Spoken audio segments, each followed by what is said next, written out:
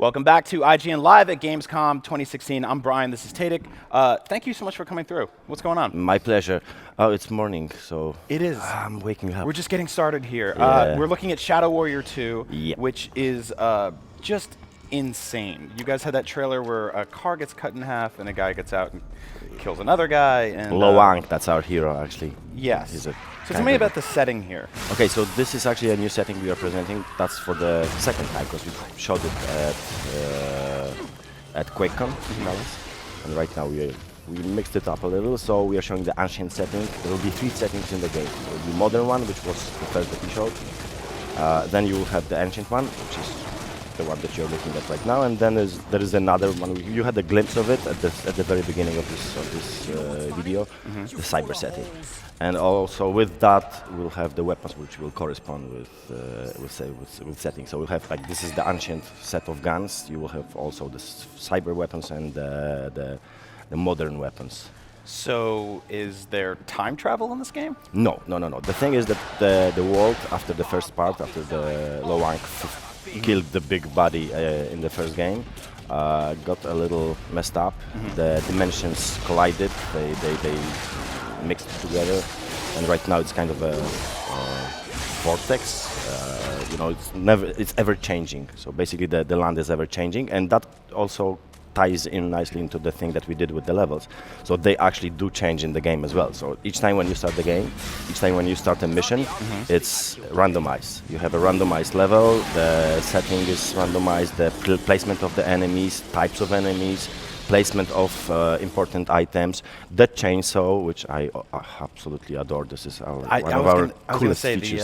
The weapon design of this game is really cool. We have 70 plus weapons, by the way. 70 plus weapons, and so they are different from each other. It's not like they're all the same weapon, but they are like really different. So the levels are procedurally generated. It's not procedural. No, it's randomized. So we created a set of levels, and we randomized from that set, from that pool.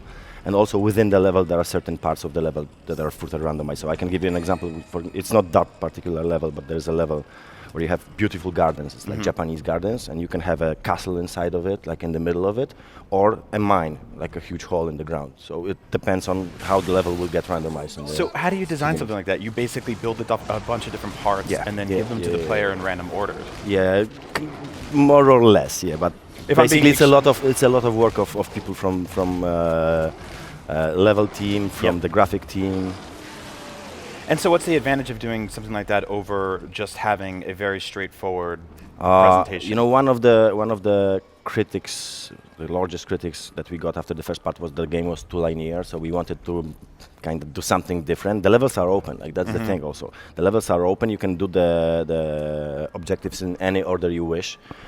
It's not an open world game, but it's kind of an open area, so to speak. I like that you guys basically gave a middle finger to the critics who are like, it's too linear, and we're like, no, it's not anymore. You know, I don't say that we gave the finger. Loang sure would give it the finger because that's just his. It's a game about shooting stuff, experiencing a cool, very, very weird story, and also there is a lot of wangs in it. There is a lot of wangs in this game.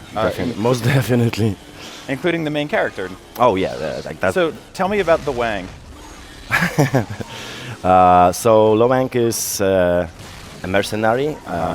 The game happens roughly 5 years later, 5 years after the first part.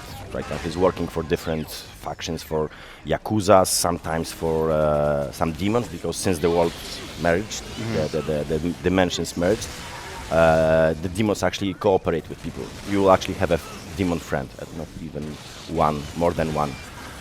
So he's basically a badass running around, shooting stuff, you know, taking on odd jobs and killing a lot of stuff and slicing it to pieces. Actually, this is not the best moment to show it, but you could have noticed that before. Like, we have a fully procedural cutting system. So when you go with the blades and with the chainsaw and you actually encounter some enemies which are like made of flesh, and you start to cut them, that's when it starts to shine. And I know that I sound a little psychotic when I say that. No, I love it, man. I think that's one of the coolest features about the game. It's like I genuinely appreciate anybody that can embrace just how fun and goofy and chaotic video games can and should be. That's the thing. It's not serious. Like, it's absolutely over the top. Everything is over the top.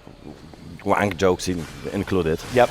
Which is it's very nice because I feel like in the 90s when Shadow Warrior first became what it was, we were in an era we were sort of inundated with this sort of fun, goofier first-person shooters, and then there's been this push to make them more serious and based on real wars and all those things. And now you guys are kind of bringing back like to me it reminds me a little bit of what like Serious Sam or Time Splitters. Absolutely, absolutely, and that's a very good thing that you're saying, because that's actually our plan. Yeah. We wanted to go back, and we are not the first company, obviously, because you had Doom this year, for example, which brought that old-school gameplay-oriented gameplay into gaming, or gameplay-oriented FPSs. I actually prefer that to set-piece games that you have, like linear set-piece with one full motion video after another, one set-piece after another. Completely agree. Yeah. Because in those games, for me, it's a shooting galley. It's like you remember Operation Wolf from the old days. So all those futuristic or modern military shooters, they tend to get into this shooting galley mechanics. Yeah, you're basically. And this is about having fun. This is about embracing the mechanics of the game, embracing how you control the character, the things that you can do with the character. It's actually the people who are playing here at Gamescom, they're being a little overwhelmed because we have so many different features. There's like you can force push, you can do different. You can force push? Yeah, that's awesome. Yeah, and also you can do like a superhero landing when you have a blaster around you that pushes enemies away. And how's the response been here at Gamescom for people playing this? Well, so far it was amazing from the very beginning.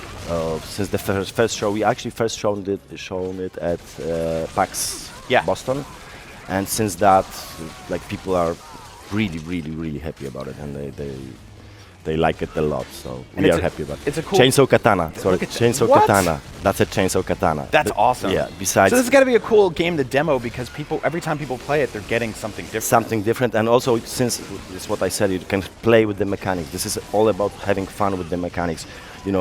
Spiking them up, then cutting them, and force pushing the jeeps in the air, which I call meat fountain.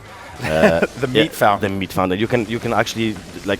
It's a very difficult move to pull out, but you can actually kick people in the air as well.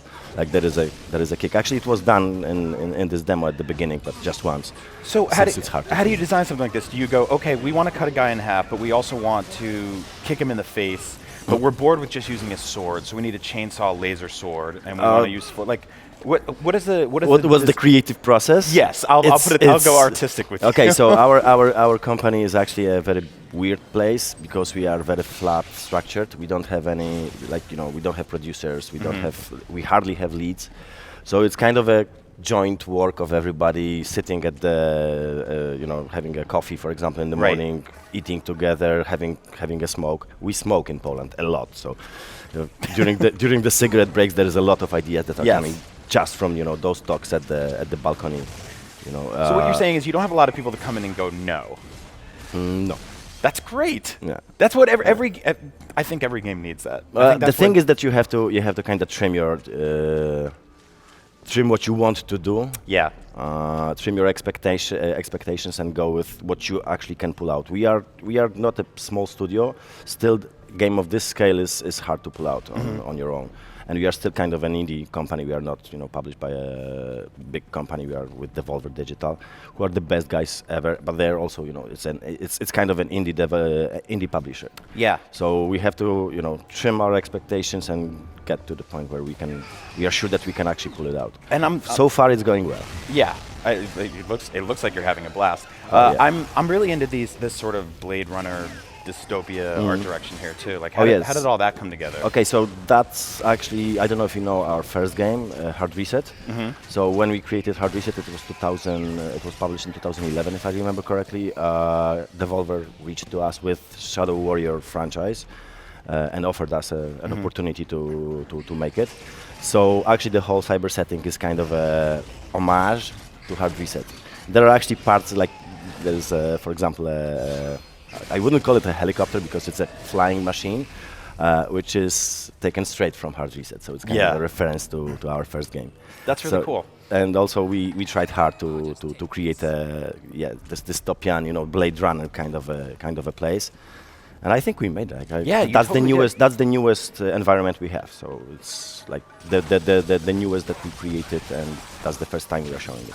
So is it kind of liberating, or is it just a lot more fun to make a game where you can make random environments where the It's story, hard. It's hard. Is it harder? It's hard. It's hard because you have to think of so many things that you don't have to think when you are making a linear level. Right. When you are making a linear level, you just you have your concept, you go with it, it's working. Here you have to think of all the changing elements, of all the things that will get randomized in the game. Sometimes it won't work, sometimes it will work. The whole level creation system it's really difficult task. Well, I don't know if you've seen that image that was been going around the internet the last few years, and it's just like this overhead shot of the original Doom map layout. Oh yeah. And then like that's exactly exactly that. Yeah, that's exactly that. Yeah, so I think it's like, the set piece thing is cool and all, but it's not really something you want to experience multiple times. We will have some set pieces in the game. So besides the randomized levels, we will have some set piece, not set piece elements, but they will be pre-produced for the cutscenes, for the like the story elements. So what about like boss fights or sort of like larger enemy Okay, encounters? so we have the system pretty much like in Diablo. Also, we have an upgrade system, which works like in Diablo. So you can upgrade all those 70 plus weapons. So enemies come in different sizes. You will have like the encounters that we shown here. They were actually not the bosses; they were the mini bosses. It's like the elite version of an enemy, like the one that's walking behind the mech. But when you encounter a boss, you'll know that it's a boss. We have people who worked on Bulletstorm. We have people who worked on Painkiller. You can remember bosses in those games. Yeah, so totally. Expect something. Well, maybe not of the size of a house. Well, not the big building, but of a house. Of a house, Yeah, which house is everyone can picture a different size house. they will be big. Yeah. One of the things I really enjoy about this game is the lighting effects. Just these neon splashes of color. These sort of like, it's almost like Tron-esque. Definitely. One of the inspirations, I have this strong feeling that the games are the ultimate postmodern art, form of art. So it's normal that you are taking from different sources. You are taking from video games. We also have a lot of stuff coming from different video games: Borderlands, Diablo, Doom, obviously, one of the inspirations, and other games as well. But also movies, books, everything. We are trying to get from It's very cool that you guys can come in with all of those influences and resources and go, how do we manipulate those ideas and those memories into something that works in this kind of ridiculous over the top game? That's the thing. It's kind of a Tarantino approach. I would say, making something over the top, something crazy, but using all those tropes, all those things that from pop culture.